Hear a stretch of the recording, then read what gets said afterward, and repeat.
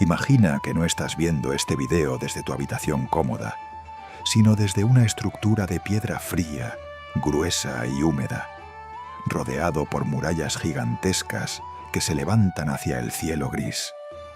No hay ventanas amplias, no hay vidrios transparentes, no hay luz eléctrica.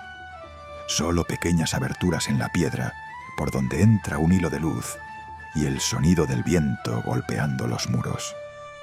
Estás dentro de un castillo medieval y la vida aquí no se parece en nada a los cuentos de hadas. Un castillo no era un palacio construido para el lujo, era una máquina de guerra diseñada para resistir asedios, invasiones y traiciones.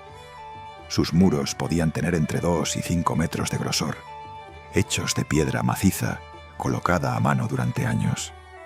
Las torres permitían vigilar kilómetros a la redonda, y desde lo alto los guardias observaban cualquier movimiento sospechoso.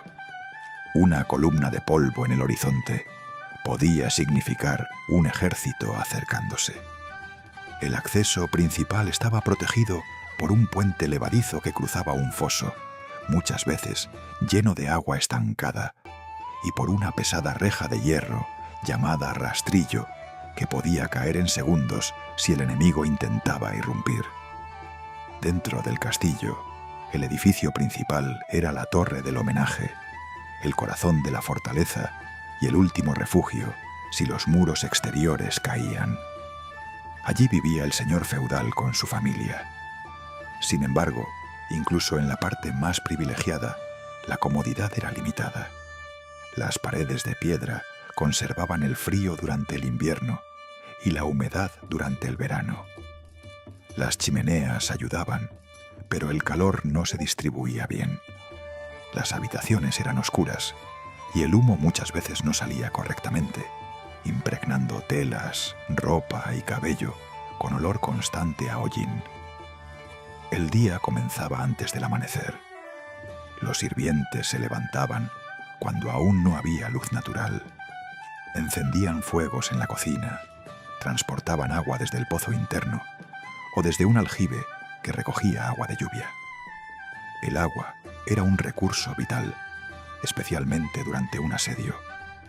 Sin ella, el castillo podía caer en cuestión de días.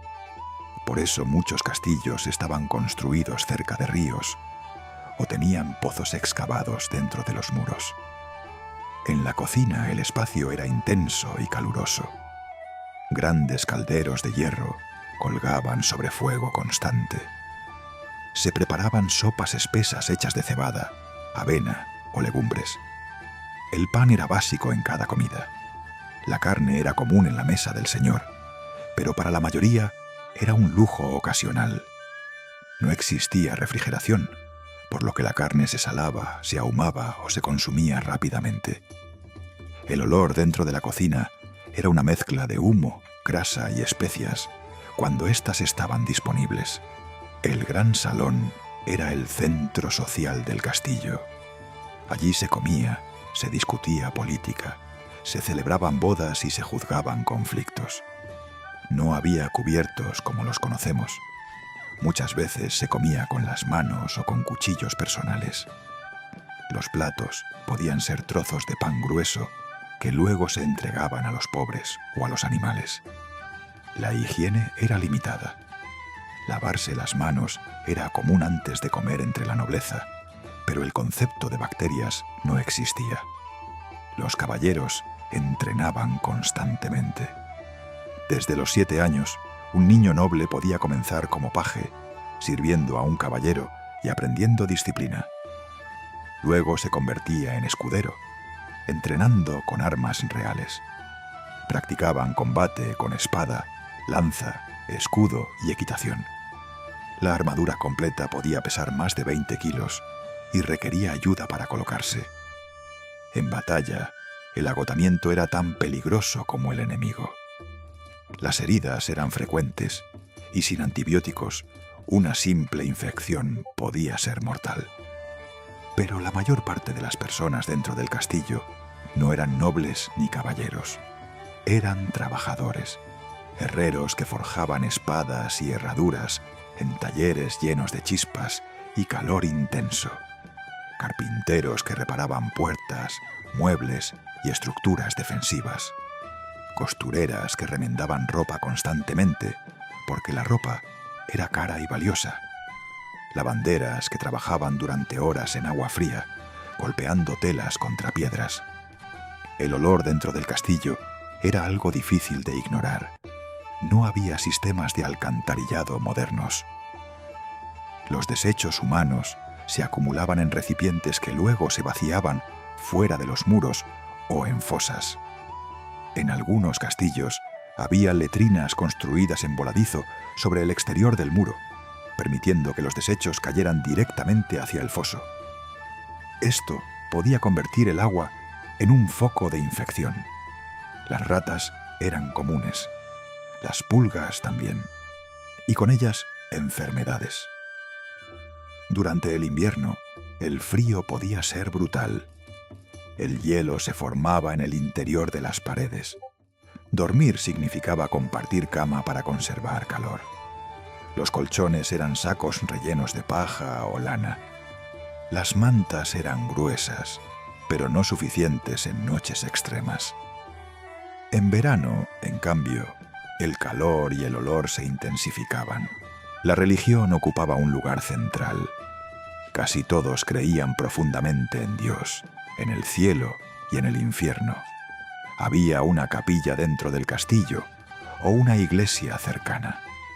Las campanas marcaban momentos importantes del día. La fe ofrecía consuelo en tiempos donde la muerte era una presencia constante. Y luego estaba el terror del asedio. Cuando un ejército enemigo rodeaba el castillo, comenzaba una prueba de resistencia. Las puertas se cerraban. El puente levadizo se elevaba. Los arqueros ocupaban las murallas. Desde arriba se lanzaban flechas, piedras e incluso aceite caliente. Dentro, la tensión crecía cada día. La comida se racionaba. El agua se medía cuidadosamente. Las enfermedades podían propagarse rápidamente en espacios cerrados y abarrotados. El hambre era un enemigo silencioso que debilitaba más que cualquier espada. La infancia era corta.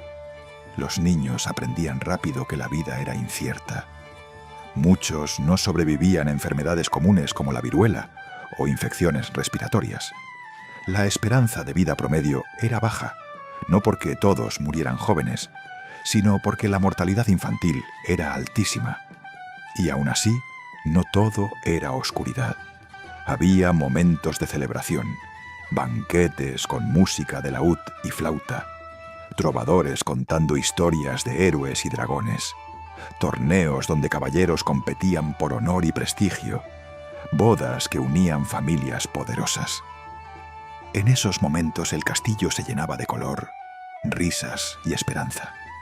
Pero cuando las antorchas se apagaban y la noche envolvía la fortaleza, el castillo volvía a su esencia: piedra, silencio y vigilancia constante. Porque en la Edad Media el peligro nunca estaba lejos. Podía venir en forma de ejército, de traición interna, de peste o de hambre. Vivir en un castillo medieval no era un sueño romántico. Era resistencia diaria. Era disciplina, jerarquía y supervivencia. Era vivir sabiendo que cada día podía ser el último, pero también que esas murallas representaban protección en un mundo violento e incierto. La próxima vez que veas un castillo iluminado en una postal o en una película, recuerda que detrás de esas torres hubo frío, sudor, sangre y miedo. Y también coraje, porque esas piedras no solo sostuvieron techos, sostuvieron historias que cambiaron el curso del mundo. Si te gustó este recorrido por la vida en un castillo de la era medieval, suscríbete a Historia a través del tiempo y acompáñanos a descubrir cómo se vivía realmente en otras épocas. Activa la campanita para no perderte el próximo viaje al pasado.